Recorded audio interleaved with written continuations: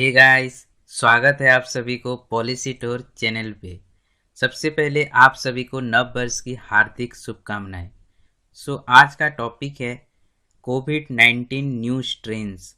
बहुत कुछ डिस्कस करेंगे, जैसे न्यू यूके स्ट्रेन कितना डेडली है, म्यूटेशन क्या है, कैसे कोविड-19 म्यूटेट किया, वैक्सीन एस्केप क्या है, इंडिया में जो नए स्ट्रेन्स मिले हैं वो कितना खतरनाक हैं, ऐसे और बहुत कुछ जानने को मिलेगा। Here I am your host Dharam. Let's take a tour of it.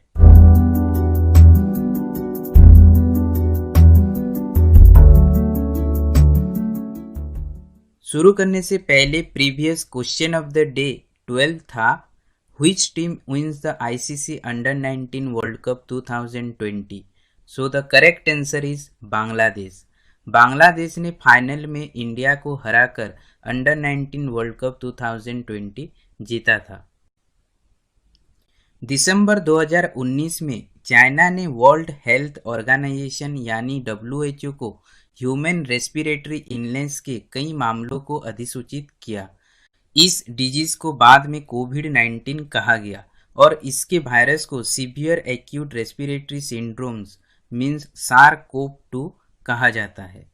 अभी तक कोविड-19 ने world wide 83.6 million cases record हुए हैं, जिसमें मरने वाले की संख्या लगभग 1.82 मिलियन है।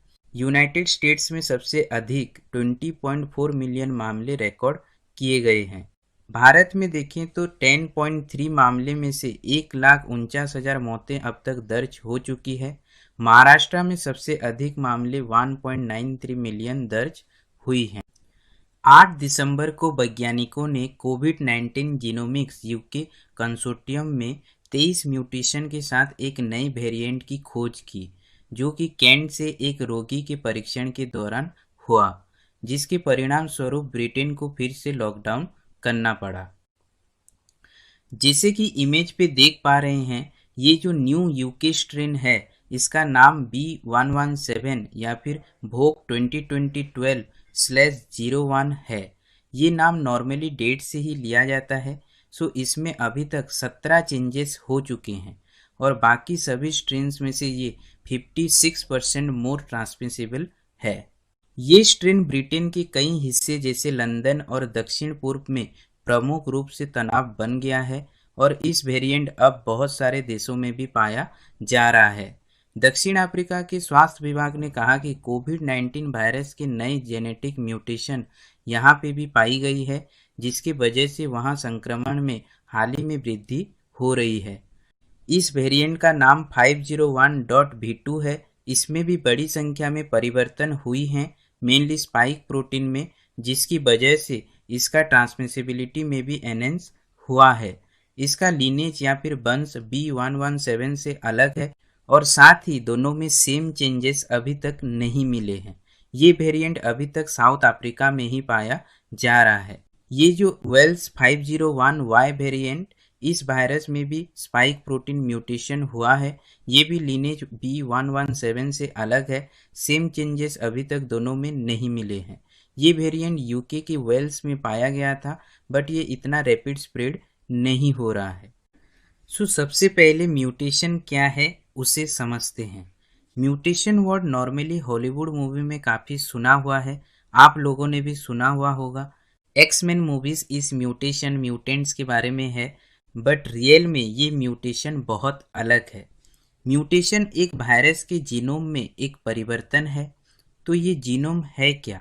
जीनोम एक जीव का जेनेटिक इंस्ट्रक्शन का पूरा सेट है। प्रत्येक जीनोम में उस जीव के निर्माण के लिए आवश्यक सभी जानकारी होती हैं और इन सभी सूचनाओं को वायरस के फंक्शन करने में आवश्यक होती है। म्यूटेशन तब होता है जब वायरस एक होस्ट के साथ संपर्क करता है और रेप्लिकेट करने के लिए शुरू होता है। सेट ऑफ इंस्ट्रक्शन फिर कॉपी होते हैं, लेकिन गलतियां अक्सर इस प्रक्रिया में होती हैं। जहां जीनोम के भीतर एरर उत्पन्न होती हैं, then they have a positive और negative impact on the virus ability to survive और रेप्लिकेट। आइए देखते हैं वायरस क्यों म्यूटेट करते हैं। सभी वायरस स्वाभाविक रूप से म्यूटेट करते हैं, जो कि एक आबादी के माध्यम से फैलते हैं और इस कोरोना वायरस सार्स कोव 2 महामारी की शुरुआत के बाद से 1 या 2 परिवर्तन हो चुके हैं। वास्तव में ये सीजनल फ्लू की तरह अन्य वायरस की तुलना में धीमी गति से बदल रहा है, जो तेज दर से म्यूटेट होते हैं ताकि हर साल एक नया टीका इंट्रोड्यूस किया जा सके।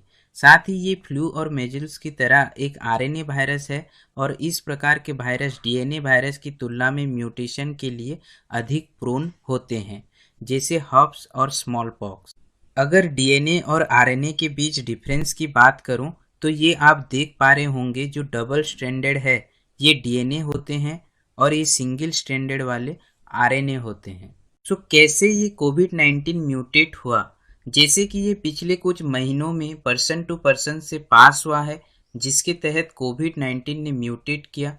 साइंटिस्ट को लगता है कि इस नए स्ट्रेन, जो पॉसिबली एक कमजोर मरीज जिसका इम्यून सिस्टम कमजोर था या फिर कोरोना वायरस से लड़ने में असमर्थ था, ऐसे व्यक्ति से म्यूटेट हुआ है।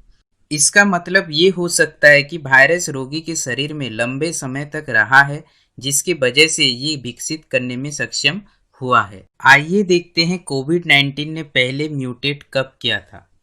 सार्स कोव 2 ने पिछले कुछ महीनों से कॉन्स्टेंटली धीमी गति से म्यूटेट कर रहा है। वुहान में जो वायरस पहली बार पता चला था वो और वैसा नहीं है जो दुनिया भर में फैल चुका है। एक म्यूटेशन कॉल्ड D614G फरवरी में यूरोप में पाया गया था और वो कोरोना वायरस का विश्व स्तर पर प्रमुख रूप बन गया था। एक और म्यूटेशन A222 जो यूरोप भर में फैल गया था, ये स्पेन में छुट्टियां मना रहे लोगों से जुड़ा था। नई स्ट्रेन B117 चिंता का कारण बना है, क्योंकि ये जल्दी से दक्षिण पूर्व इंग्लैंड में प्रमुख वेरिएंट बनता जा रहा है। इसमें कुछ म्यूटेशन होते हैं जो स्पाइक प्रोटीन को प्रभावित करते हैं, जो वायरस हमारे शरीर की सेल पर हमला करने के लिए उपयोग करता है। इस विशेष म्यूटेशन को Australia, Denmark, Italy, Iceland, Netherland में भी देखा गया है। लेकिन पास्ट में देखा गया है जो वायरस ज़्यादा इन्फेक्शियस होते हैं वो लेस डेडली होते हैं।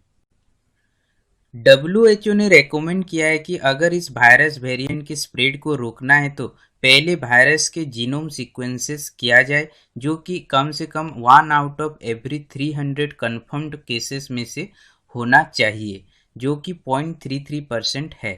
यूके की सीक्वेंसिंग देखें तो 3.19 मिलियन केसेस में से 1,35,572 लोगों का सीक्वेंसिंग किया गया है, जो कि 6.2% है।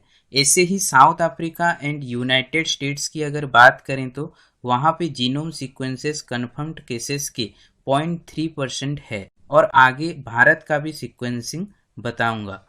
WHO के अनुसार अभी जो नए नए वेरिएंट निकल रहे हैं ये जीनोम के सीक्वेंसिंग से ही पता चलेगा। तो सवाल यहाँ पे उठता है कि क्या ये वैक्सीन इन नए वेरिएंट्स पे काम करेंगे? तो लगभग हाँ है, या कम से कम अभी के लिए हाँ है। नॉर्मली वैक्सीन इम्यून सिस्टम को स्ट्रॉन्ग कर देता है, जो कि वायरस से लड़ सके, और इसके कुछ स्पाइक में म्यूटेट होने से भी वैक्सीन काम करेगा। लेकिन अगर हम इसे और म्यूटेट होने दिए फिर चिंता का विषय बन सकता है। लेकिन कुछ साइंटिस्ट का मानना है कि अभी तो म्यूटेशन का ज़्यादा असर नहीं हुआ है, लेकिन आने वाले टाइम पे हो सकता है ऐसी म्यूटेशन आ सकती है जिसमें वैक्सीन काम ना करे। तो ऐसी परिस्थिति को वैक्सीन एस्केप बोला जाता है। मीन्स वायरस के ऊपर इतना म्यूटेशन हो जाता है कि अभी उसमें वैक्सीन काम और नहीं करेगा। ऐसी को ही वैक्सीन एस्केप बोला जाता है। सो आज का क्वेश्चन ऑफ द डे है, which of the following COVID vaccine is developed by Russia? Covaxin, Sputnik 5, BNT162 और कोरोनिल। सभी अपने आंसर को कमेंट सेक्शन में कमेंट करके जरूर बताइएगा। सो आइए देखते हैं इस नए वेरिएंट का इंडिया में क्या इम्पैक्ट होने वाला है। देश भर में इस नए म्यूटेशन को फैलने से रोकने के लिए सरकार ने 22 दिसंबर से ब्रिटेन से आने वाली सभी फ्लाइट्स को प्रतिबंध लगा दिया था, जो कि पहले 31 दिसंबर तक था, फिर अभी इसे आगे बढ़ाकर 7 जनवरी कर दिया है। साथ ही सरकार ने RT-PCR टेस्ट के जरिए ब्रिटेन से लौटने वाले सभी हवाई यात्रियों की टेस्टिंग अनिवार्य करने का भी आदेश दिया है। इस नए यूके स्ट्रेन के जरिए अभी तक 29 लोगों में कोविड पॉजिटिव इंडिया में पाया गया है। साथ ही अभी यूके वेरिएंट अभी इंडिया में अंडर कंट्रोल हो चुका है। यूके वेरिएंट के अलावा N440 के नामक एक नया वेरिएंट भी पाया गया है जो भारत में अभी घूम रहा है। N440 के जुलाई अगस्त के दौरान विकसित हुई है, लेकिन इसे भारत ने पिछले ही हफ्ते ही पहचान में लाया है। ऑल ओवर इंडिया से अभी तक 6,370 जीनोम्स एनालाइज्ड किए गए हैं, जो कि लगभग 2% है, और ये वेरिएंट तेलंगाना में भी पाया गया था। So this is it guys, सभी मेजर पॉइंट्स को हमने डिस्कस किए।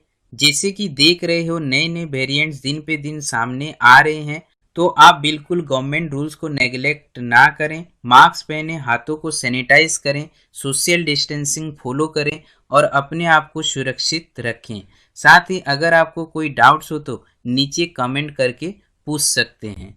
अगर आपको वीडियो अच्छा लगा तो लाइक कीजिए, सब्सक्राइब कीजिए पॉलिसिटर चैनल को, और ऐसे ही इन्फॉर्मेटिव वीडियो सबसे पहले देखने के लिए बेल आइकन को भी प्रेस कीजिए।